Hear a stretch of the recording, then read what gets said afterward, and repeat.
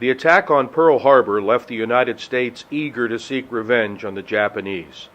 The Japanese were not inexperienced in the art of war. Even before the United States was involved in the war, Japanese forces had taken control of many Pacific islands and territories. Early in 1942, the Japanese defended all U.S. attacks, taking complete control of the Philippines and Alaska's Aleutian Islands, American soil. Of course, by that time, the Japanese were attacking by air facilities in Manila. It was devastating. Again, not prepared, insufficient equipment. In February, we evacuated the Philippine government, the vice president, president, and all that stuff, from Corregidor to one of the southern islands that was not occupied. As war in the Pacific raged on, American troops quickly discovered Japanese brutality and harsh combat tactics. We had so many kamikaze attacks, and we'd lost a lot of ships and a lot of personnel. We never got hit. We had an excellent skipper. He really took care of the ship. They had no value on their life. I mean, I was dying for the emperor. We saw suicide planes, one or two would come over, and they wanted carriers. That's what they wanted to land on. And everybody would be shooting at that damn little speck in the sky. We couldn't get it. They would come down, and they would land on a cruiser, on an aircraft carrier. We heard a lot of stories about how bad the Japanese were. They would come out almost above the tree level with the sun to their back, so we couldn't, it's hard for us to see them.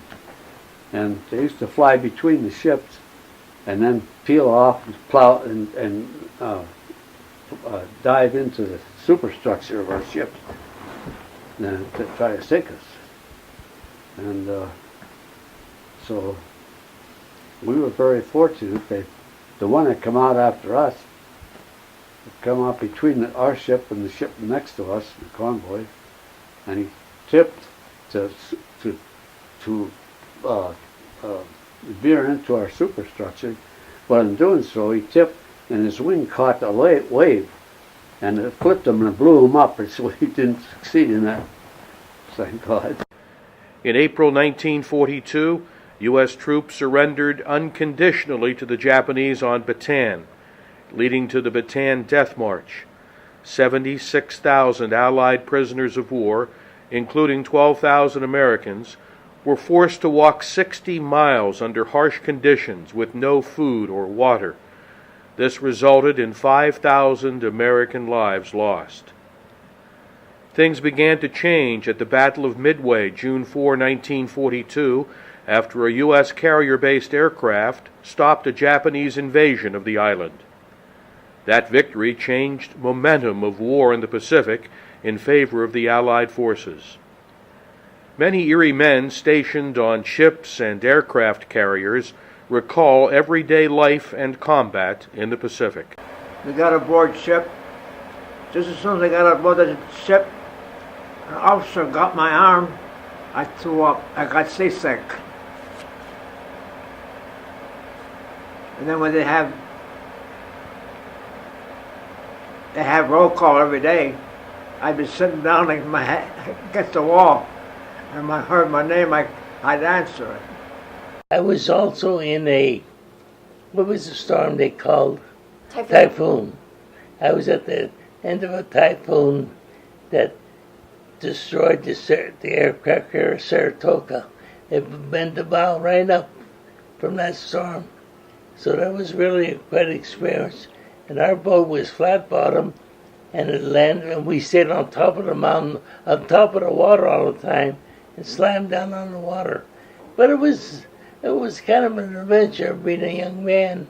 I think President Roosevelt said something in that spring.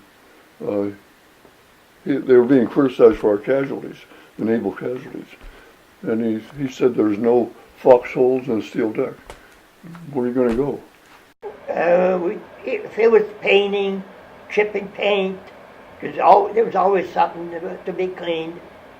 And one thing about it, we ate good.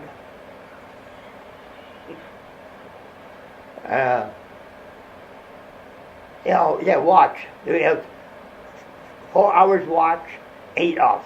4 on, 8 off. So a lot of times I was on watch, and it had these here. We came across an aluminum container about that long and opened it up, and there was a mortar in there and aluminum shells. Now, understand, we didn't know anything about this stuff. We didn't know anything. We didn't know what we were doing. We could have blown ourselves up for, we're a bunch of dumb kids, really. So anyway, we set up this mortar, and we took one of these aluminum shells, dropped it in there, and it shot a rocket up in the air about 500 feet, beautiful big star shells. So when we used all the stuff up, we were just getting ready to put everything away, and the man who was in charge, he was a senior officer in the Navy for those U.S. ships in Hong Kong. He came charging over. He was a 4-striper. I was a 1-striper. And very, very, very upset. He says, "Where did you get permission to shoot off all this stuff?" He says, "You're supposed to get permission from me for every time you go to the bathroom." He says, "You haven't done anything. You're restricted aboard ship for 30 days, and he charged off. Next morning, he comes back with hat in hand and says, "I've been trying to get friendly with the governor of this island for the last year. He wouldn't have anything to do with me." He says, "This morning, his secretary shows up and says, 'We're having a special luncheon for you in your honor for celebrating Queen Elizabeth's birthday last night. You're off restriction.'" In 1943, U.S. forces regained control of the Aleutian Islands and started making ground in the Pacific, retaking Tarawa and defeating the Japanese at Guadalcanal. And while the tides had changed in the Pacific, Allied forces knew they would have a bloody and long road to victory.